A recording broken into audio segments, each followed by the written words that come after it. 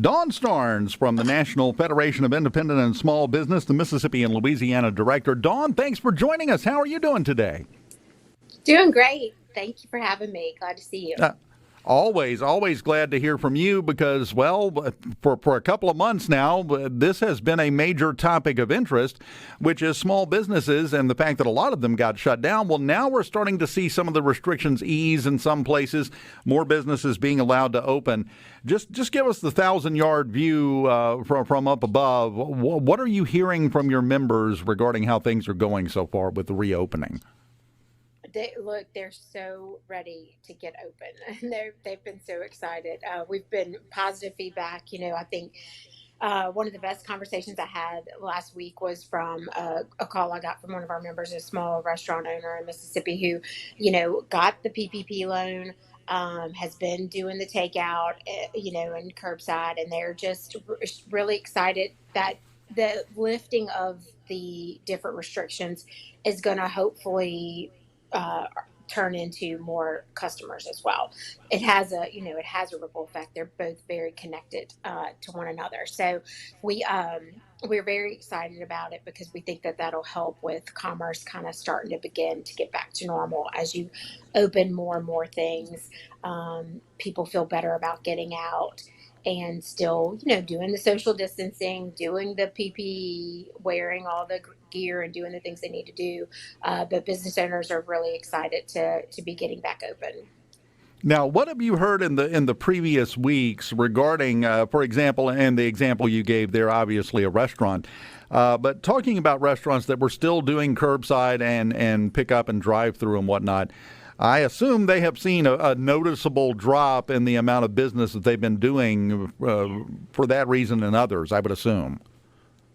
Yeah, they just, it's like we were saying at one point, it's like, okay, everybody was all about flattening the curve, doing what they needed to do to protect public health. And, a small business did that. They sacrificed and they closed, and thousands of people have lost their jobs, as is indicated by the unemployment numbers,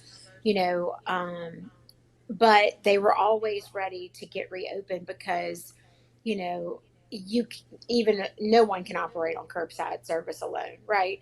So that's been always the biggest thing was what was that timeline going to look like? How quickly are we going to be able to get back to normal, or at least, again, it's that weird.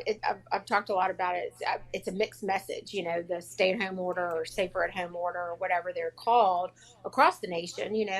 It gives the folks who are concerned the background to say, oh, well, maybe I should stay home. I shouldn't get out at all. So we have to, that's a big hurdle to overcome for small business. And so, yeah, sales have been beyond sluggish, and some have done better than others. But several, did just close their doors and say, we'll wait to time to reopen because it's not worth it for us to work under these, scale back conditions. And so we're really excited. I think it'll be positive. We've had such good positive feedback on the PPP loans. We talked early on when it first came out and things weren't going great. But now the second round of funding has really gone much better. And 61% of applicants have actually received their funds. And so we're really excited about that. That means people are getting money into their bank accounts, and that means they can pay people or bring people back, from unemployment, and get back to working. Now, of course, that does raise the question: what happens to that other 39% that may need that to get back to that state of operating normally, but they don't have it yet? Yeah, that's an interesting question. And I think what we've been reaching out to our members to find out is, are you even going with the PPP? Is it something you need? Did you have reserves that you could get by for a couple months? And about half of our members did tell us they could make it through 1 or 2 months of this stay-at-home orders. So, that's very positive because that means that if things continue to progress the way they are in Mississippi, and we are able to get back reopened, that that will mean that many can survive, on the back end of this, and many may not need the PPP loan. So you have a lot of businesses that, would rather not fool with government programs. A lot of small businesses, like I always like to say about small business, we tell the legislature, you stay out of our business, we'll stay out of yours. That it's kind of that mentality. Our members are like, let me do, let me do what I want to do. And, I think it never works that way, Dawn. It never works that way, does it? It would be great, but that easy. Yeah, unfortunately, it just doesn't work that way. That's why you have a job, Dawn. Yeah. That's why you have a job, because it doesn't work that way. That's the way we want it to work, but it never works out that way for whatever reason. Yeah. I did have a good question, and I want to get to it on the C Spire text line, Darren and Jackson. This is a valid question that I think a lot of business owners, and especially small restaurant owners, small business owners that have dining facilities, are going to have to make that decision on their own. And you mentioned this, but he texted in and said, can businesses survive on 50% capacity in their restaurants? Because restaurants are notoriously kind of a low-margin business for a lot of folks. Can they do that? And if so, is it going to be worth it for them to do that? That's exactly what the pressure we've been putting on the various leaders across the country and the various states. So, we've been pushing really hard here in Louisiana on the subject because it's been a little bit of a problem. But we believe things are going pretty well over in Mississippi. The governor's been very pro-business in his approach and pro-health. We really applaud him for his approach to things and how he's handled it. So we believe that we'll get back to probably back to full capacity quicker in Mississippi than maybe other places. But I tell you, no, they cannot. They cannot operate on that. You're right. Restaurants, a lot of retailers operate on that very thin margin. We talk about it all the time and why it's important not to overburden these folks.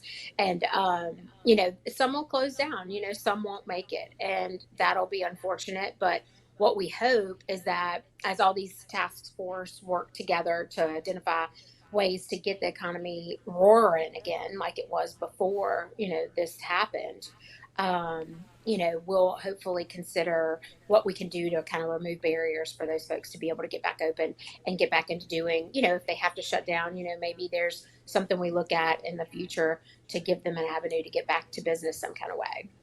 Well, are you hearing anything from your members about possibly having to change the way they do things? Even if, let's say somebody threw that magic switch and everything was just open with no restrictions tomorrow morning at 6 a.m., would they have to do things differently moving forward, especially in terms of price, in terms of stock, in terms of staffing and everything else, to maybe build a little reserve back up? Are you hearing any idea of a different approach from some of the small business owners after this? It's more about, I guess the best way to kind of frame it is more about this whole conversation about new normal is more about protecting their employees and getting consumer confidence. That's where the focus is right now. That's what they're kind of really focused on is like, okay, let me get the social distancing markers up, the tape and such. Let me be sure if masks are needed, let me do that. They're focused on those things right now. And their concern is really about liability in reopening. Those are the two things they're telling us right now are top of their mind. I think that you're right. Over time, as they do kind of get over the crisis, mode of this, they're going to start to say, how do I do better? But I think you've already had a lot that have gotten, you've had retailers that are doing, curbside retail as far as drop off or pick up. You've had retailers that have had to get online to start doing business because that's where everybody was shopping, so there's a lot of that adaptation that's already kind of occurred. And I think that you'll see, and you'll probably see new businesses crop out of this, which may be very positive. So we think that the economy is going to get back, but it's going to take a little while, but we need to support our small businesses to do that. Most definitely. Can you hang on through the break? Sure. Awesome. Dawn Starns with us, and we will continue the conversation with her, both on the air and at supertalk.fm/watch in just a moment here on the JT Show on Super. With us And on video as well. You can find us on Facebook at the SuperTalk Mississippi page, or go to supertalk.fm/watch. The lovely and talented Dawn Starns, the Mississippi and Louisiana director for the National Federation of Independent Small Businesses. Now you got to live up to the billing, Dawn. I'm sorry, but that's the world we're living in now. We'll just make do as best we can. Now, one question I had I wanted to ask you. That one thing that we're hearing about in conversation around the country that I think is going to have an impact on a lot of small businesses as they start to open back up. Are you hearing anything from your members regarding having trouble getting their staffing where it needs to be as they reopen? Because some folks just want to sit at home and get that extra $600 a week in COVID-19 unemployment. Or has that really been a non-issue so far? No, it is 100% an issue. Well, and I won't say that across the board. You would definitely have folks who have been working and have wanted to be there working and are wanting to continue to work. I mentioned earlier the restaurant owner that called me last week, and she said, her concern is that with the PPP money, you have a certain amount that has to be paid for payroll, right? With the regulations as they are today, we are pushing at the national level to say, let's give some more flexibility to small business owners because they are not, having the experience that they'd like to have with employees because of the unemployment that was passed. We opposed that when it passed, but of course that was kind of a done deal with the Senate, and it wasn't going to be changed. But it is very clear that it's a problem. People are just, you have folks who are telling us that they have employees who are like, sorry, just not going to do it, or, mad about them opening and having a job to go back to. They are like, but the whole idea is that, you shouldn't be, giving an incentive to stay home. That is not what unemployment's about. Right. And everyone wants to be critical sometimes of what the low rate in Mississippi and Louisiana, for that matter, are for the weekly benefits. But the point is that the idea is to help you get by until you get another job, and look, the job market is going to be open for business once we get small business back open. We employ about 50% of the private workforce. And so we need people who are eager to get up every day and come to work. And so we've got to, we're thankful that ends in July, and that's the other thing that folks really need to think about. It is a short-term issue. It will not be there for them after July. And, they should consider going back to those employers who have been there for them. And that's the thing, because I don't think, and I get the reasoning that some people are using. I get it. I don't agree with it because they're not thinking past the end of their nose, as far as I'm concerned. But they're thinking, oh, well, I'm making way more money just sitting at home than I would be going back to that job. Well, guess what? At the end of July, when all of a sudden you're no longer getting that and you have to go back to work, that job that you had may be filled by somebody else by that point, because guess what? If the small business you were working for opens back up, they have to have an employee to fill that slot to operate. And if it's not you, it's going to be somebody else. So in my opinion, and maybe it's just me, Dawn, you can actually make things much worse for yourself long term trying to chase after that short term gain. But most people aren't seeing that, at least from what I can see. I think that's hard. I think you're right. And I think, maybe it's just a little bit of human nature, to want, to see that short-term additional dollars.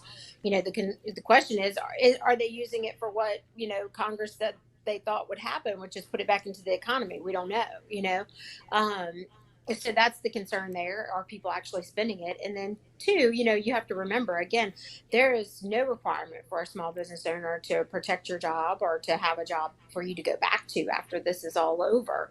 So if you're offered your job back, you should certainly take the small business owner who's offering it up on their offer, because they need you.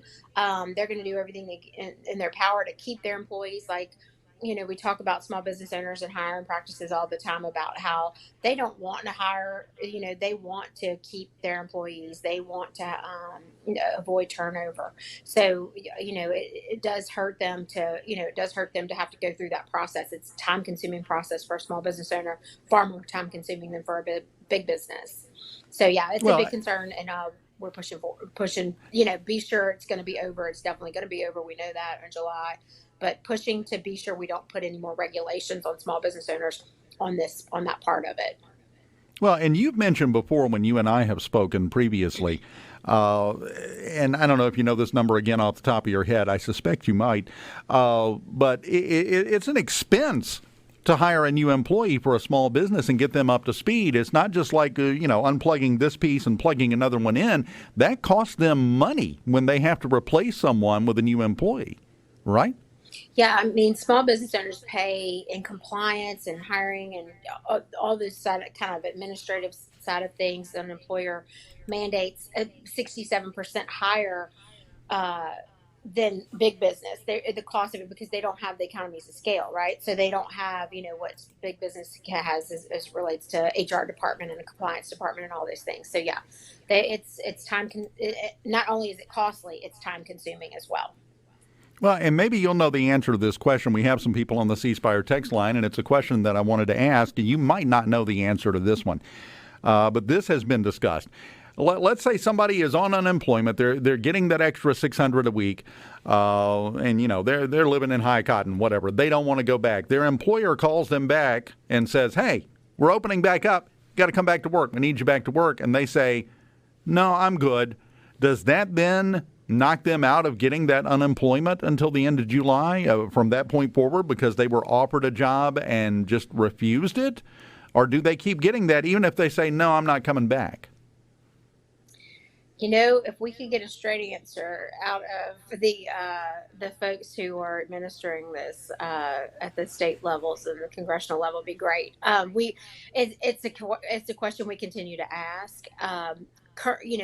The way this system typically works is that you file a form, you let them know that they've been separated, that they had an opportunity to work and they didn't take it. And in theory, they would not be eligible for their benefits anymore. We're getting told that that's nothing clear has come down from labor on that. And so the state offices are just kind of, letting it go is what we're kind of getting. So, we need the Department of Labor to set out clear guidelines for the states on how they are to address this. But in theory, yes, they should not. If there is a job available for them, they should not be eligible for those benefits. But there's just so many people on unemployment right now. Obviously, it's record numbers across the country in every state, and so they just are all overwhelmed, all of the state level offices. So that's kind of the issue right now. Yeah, but you're right. The answer is no, they shouldn't have access to those benefits. Yeah, but unfortunately in practice, I think right now they do still have access to those benefits, which is just compounding the problem, in my opinion, because, I say that, but a lot of people are still going to make that same decision. We see it happening right now. No, I'd rather stay home than come back, which is just going to hurt them in the long run. But let's be honest, Dawn, just between you and me, a lot of folks don't really go into long-term planning on things. Yeah. They're looking at what they've got in front of them right now, which is leading to more of a problem. Have you heard from any of your members that they have literally had enough trouble that they don't know if they can open back up even with the restrictions lifted because they can't get the employees? We have not heard that. They have the restaurant owner I spoke with last week, said she's had about 5 or 6 people who have been there for the whole time. So you have people who have been in a position where they've stuck it out because even with the adjusted hours, they've been able to continue to work. And that's what we're hopeful, and look, we understand that people need still some benefits at some point. We're not open 100%. They do, employees and employers want their employees to be taken care of. They pay into that unemployment system. They want their employees to be taken care of, but it's a fine line, between getting back open and, and having to go through the process, like I said, of hiring. So yeah, but we haven't heard from anybody yet, just saying that they're having a total failure of finding people. So that's positive. Well, so that's some good news, and that's a perfect place to end it on. Dawn, I appreciate your time. Just come back in anytime. Thank you so much. I enjoy being with y'all, and y'all have a great day. You too, Dawn Starns, doing some good work talking with the small businesses out there, and we appreciate her time here on the JT.